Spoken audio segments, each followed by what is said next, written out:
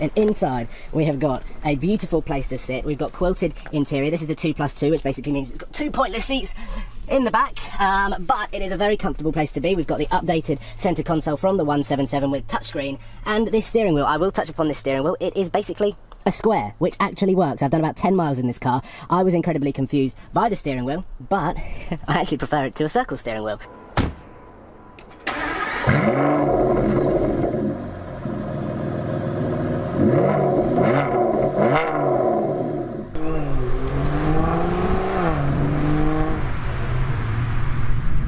So welcome to the interior of the Aston Martin Vanquish and the driving position. You do sit quite high up and you get a nice view, and the visibility is actually quite good in this car. There's no flared bonnet vents, there's no flared wheel arches. It is quite normal inside this car. I was expecting, because it looks so good and the curves from the outside look amazing, that you would have that inside as well. You do from the interior, but I'm talking about the views that you have from the wing mirrors throughout the front. But to start it up, Aston Martin have given me the spare key today because the glass key is quite valuable. And you put your foot on the brake and literally push it into this gap here like so.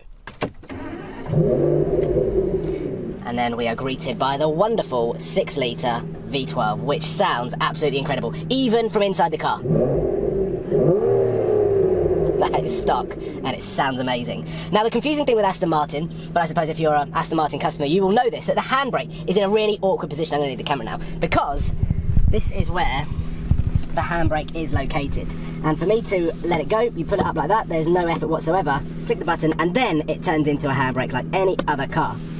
And that is the parking brake off. And to put it back up, you use it just like a handbrake, click it back in, and pull it up, and then just let it sit back down there. So moving away is as simple as ever in cars nowadays. When I started driving the Vauxhall Astra, it was a manual, and you always had to find the biting point, whereas the cars that I've driven recently have just been as easy to drive as any other car, and the only difference is when you start putting the power down, but also the interior and exterior design. And Aston Martin Amersham have been kind enough to lend me this car for 24 hours, so I wanted to utilise that time as best as possible.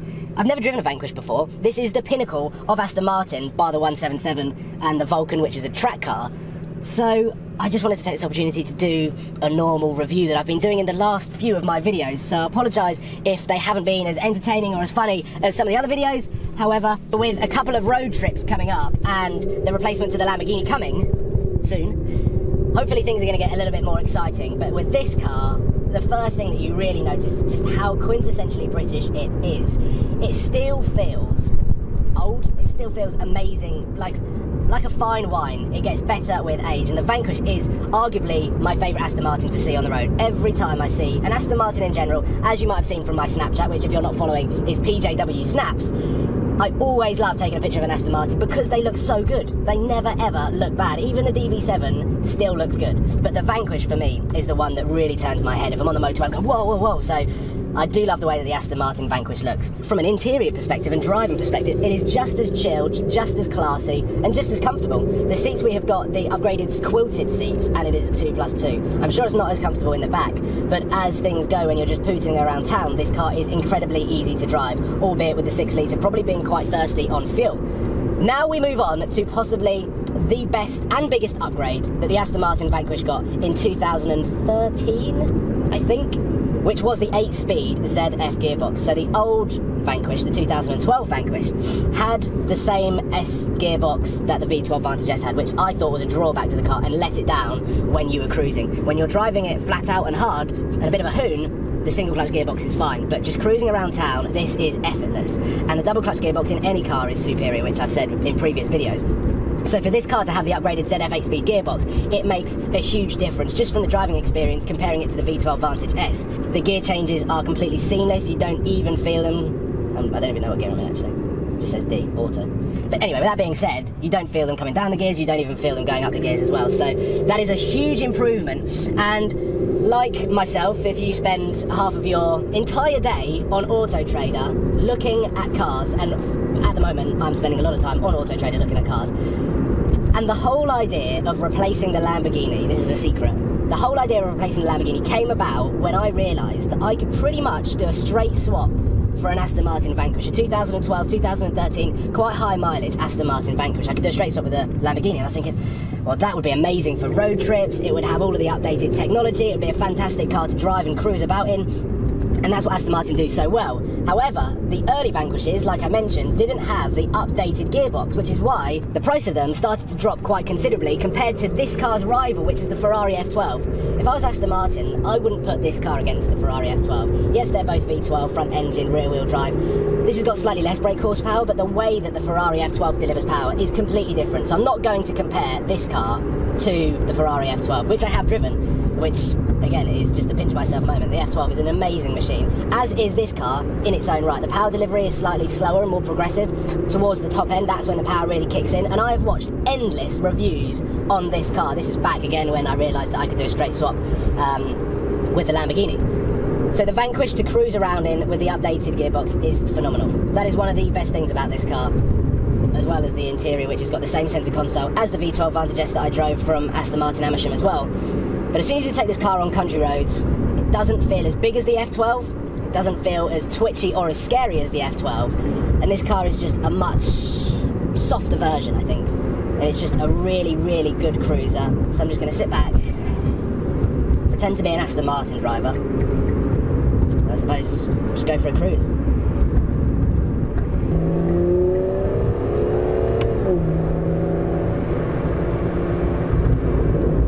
And when you're done cruising, which happens every single journey, because there's no way that a journey ends at a motorway, or maybe it does. But anyway, most of the time, if you are cruising on long motorway journeys, there are some twisty tight roads to finish off the journey with when you make it to your end destination. And with that being said, let's put it in sport mode.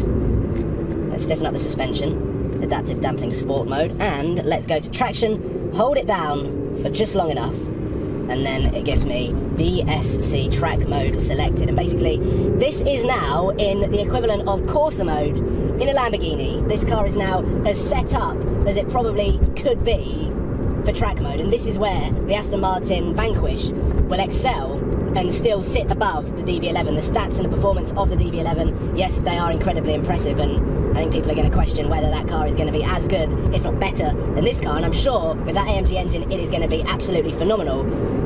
But I just can't wait to drive that car and just see just how different the two cars are set up, because speaking to the guys at Aston Martin Amersham, they're very excited to drive the car, but they're also very excited to compare the Aston Martin Vanquish to the DB11.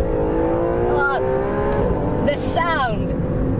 And with all of the sport settings in, I get a flash of red on the gear select on my heads-up display here that tells me exactly where to change gear. And you can really hear that 177 derived exhaust system crackling. All Aston Martins sound amazing and look amazing. It's the two things that I just don't think anyone can talk them down on. And I bet the sound carries.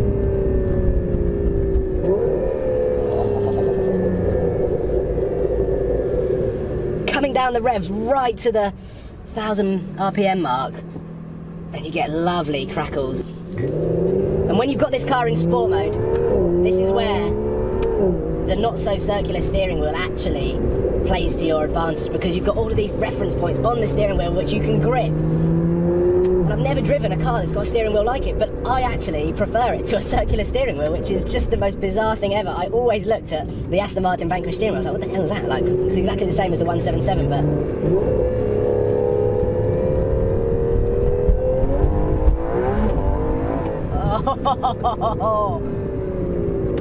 and every time I do these videos, so the last few videos I did, the 650S, which similar sort of price bracket, the McLaren 650S, a completely different car with the 570, and I just think these cars are so good, the performance is so incredible, and cars these days are getting just faster and faster.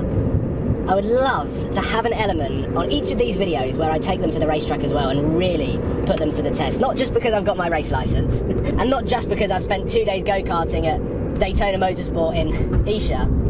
I just would love to really know the limit on these cars, and I think in 2016 I would love to get more track time with some road cars just to see what potential these cars have, because